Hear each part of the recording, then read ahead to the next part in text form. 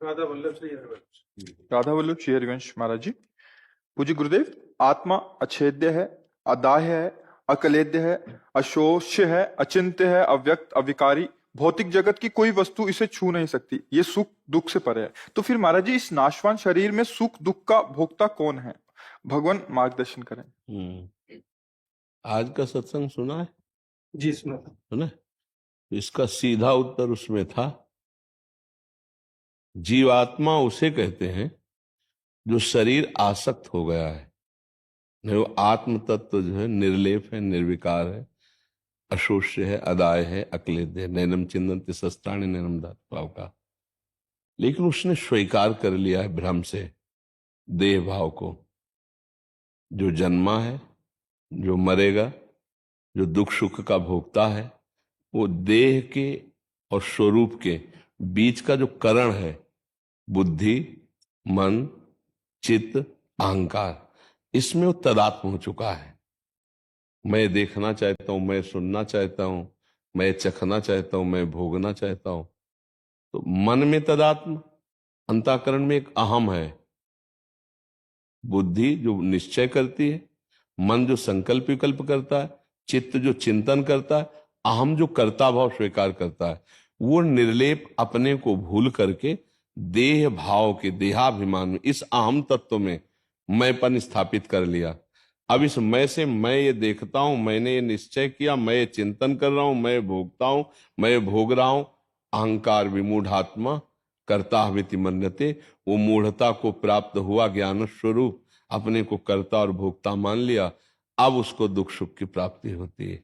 न जड़ शरीर को दुख सुख होता है, न चैतन्य आत्मा को होता है। ये अंतःकरण में जो अहम हो गया, इसी को निकालने के लिए साधना की जा रही है कि अंतःकरण का जो अहम है वो भक्ति से प्रभु के चरणों में लीन हो जाता है, और ज्ञान से उससे राग खत्म होकर शुद्ध स्वरूप में जो मैं है उसमें स्थित हो जाता है।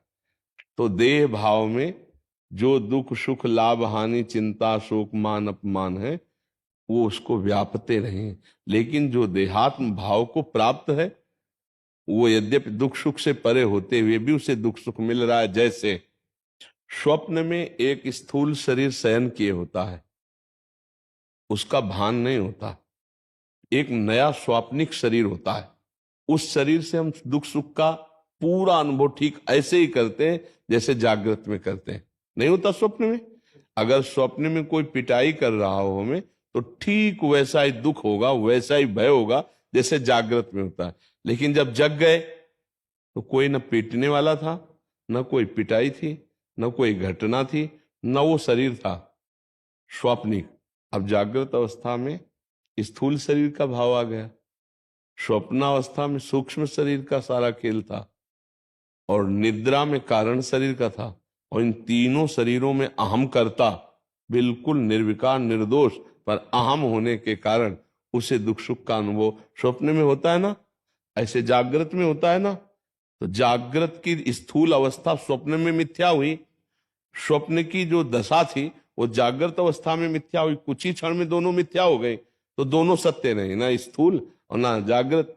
और सुषुप्ति भी, मैं बहुत सोया, मैं बहुत जगा, ये जो ज्ञान करवाने वाला है वो उस समय भी निर्लेप है, पर निर्लेप होते हुए भी अपने स्वरूप का बोध भ्रमित हो जाने के कारण, बोध जो हमारा मैं तत्व का ज्ञान है उसका भ्रम हो जाने के कारण इस देह में मैं तत्व हो गया। वो जहां मैं तत्व किया उसका जन्म मरण दुख सुख ये व्याप्त होता रहता है, और तब तक व्याप्त होता रहेगा जब तक गुरु प्रसाद से उन तीनों शरीरों से अपने को अलग अनुभव नहीं करेगा। अलग अनुभव कहां कर पा रहे हैं? नहीं कर पा रहे, इसी में तो कर पा रहे। अब इसी का तो ज्ञान के पंथ कृपाण के धारा, परत खगेश लगे नहीं बारा, जो निर्विघ्न पंथ निर्वाही सो कैवल्य परम पद लाई। पहला कार्य करे, चाहे ज्ञान प्राप्त करने के लिए चाहे भक्ति प्राप्त, संसार का हमारा चिंतन छूटे। इसलिए हम कहते हैं नाम जप करो। पहले सत नाम है ना प्रभु का, तो हम राधा कृष्ण हरि राम शिव ओम जो गुरुदेव ने दिया है, पहले उसके चिंतन में इतना लगे कि संसार का चिंतन छूटे, बाह्य चिंतन छूटे, फिर शरीर का चिंतन छूटे। फिर चिंतन से चिंतन में तन्मयता ऐसी हो गई कि मैं चिंतन कर रहा हूं ये भी विस्मरण हो जाए, अपने आप स्वरूप का बोध हो जाएगा केवल नाम जपने से। निर्लेप होते हुए, अजन्मा होते हुए भी वो जन्म मरण को, वो दुख सुख को प्राप्त हो रहा है, ये भ्रम है। जड़ चेतन ग्रंथि पड़ गई, यद्यपि मृषा छूटति कठिनाई। यद्यपि इस समय भी वो निर्लेप ही है, पर अपने स्वरूप का बोध ना होने के कारण, देह भाव होने के कारण, तीनों देहों में राग होने के कारण हमारा जन्म मरण भी होगा, हमारे दुख सुख का भी भोग होगा, मान अपमान का भी बोध होगा। इसी से निकलने के लिए ये साधना बनाई गई है।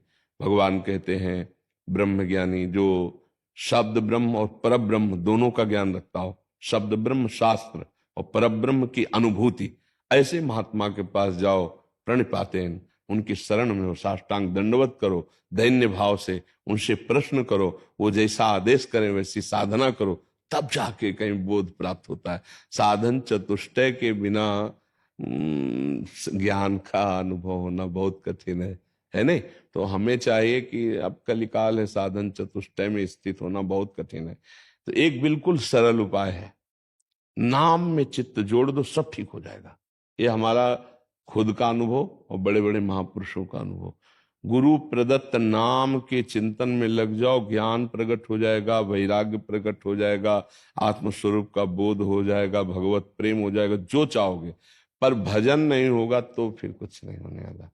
ज्ञान होने के बाद भी परम ज्ञानी सनकादि हरिशरणम हरिशरणम हरिशरणम हर समय जपते रहते हैं। सुखदेव जी 18,000 श्लोक का बार बार पाठ करते रहते हैं। भगवान शंकर हर समय नाम जप करते रहते हैं। नाम जप करने से सब प्राप्त हो जाएगा, बस ईमानदारी से नाम जप करे। अब नाम जप करने के लिए जो सावधानियां हैं, गंदा भोजन, गंदे पेय पदार्थों, हम स्पष्ट कहते हैं, पराई माता बहनों की तरफ पाप दृष्टि, गंदी दृष्टि, इसका त्याग, गंदे आचरण, गंदा वर्ताव, गंदा दृश्य, गंदा सुनना, इनका त्याग करो, नाम जप करो। अगर आपके अंदर ज्ञान ना हो जाता, हमें बताना। जैसे हम आपको देख रहे हैं, ऐसे हम तीनों शरीरों को अलग देखते हैं। जब ज्ञान का प्रादुर्भाव हो जाएगा तो अपने को कैसे शरीर तीनों अलग दिखाएं, जैसे आपके शरीर को अलग देख रहे हैं, ऐसे जैसे अलग इसको मेज को देख रहे हैं, ऐसे देख रहे हैं कि स्थूल शरीर, सूक्ष्म शरीर, कारण शरीर। जैसे कोट, शर्ट, बनियान आप पहनते ना, ऐसे ही ये वर्दी है, ये मैं नहीं हूं। अब इसके दुख सुख का भान होता है, पर दुख सुख की व्यथा नहीं होती। वो समझ में आ रहा है, गर्मी है तो समझ में आ रहा है, उसकी व्यथा नहीं है। यम ही न व्यथ्यंते पुरुषम पुरुषर्षभ सम दुखा सुखाधीरम सोमृतत्वाय कल्पते। जितना इसका राग छूटता चला, ऐसा नहीं कि ब्रह्म ज्ञानी को पता नहीं चलता थप्पड़ मारो, तो ऐसा नहीं, पता चलता है, पर उसका जो परिणाम व्यथा है वो नहीं होती। थप्पड़ मारोगे पता चलेगा थप्पड़ लगा, वैसे ही लगेगा जैसे एक संसारी पुरुष को लगता है। संसारी पुरुष को उसका परिणाम होता है, वो दुखी हो जाएगा, व्यथा, उसको व्यथा नहीं होगी, पीड़ा वैसे ही होगी। अगर यहां काटा जाएगा तो पीड़ा हो गया, ऐसा होगा, पर उसकी व्यथा नहीं होगी। बस यही अंतर है। बुखार होगा तुम ऐसे होगा, पर उसकी व्यथा नहीं होगी। शरीर का धर्म है, वो अपने धर्म से पीड़ा को प्राप्त होता है, और उसको ये ज्ञान है कि पीड़ा इस शरीर को, इसलिए व्यथित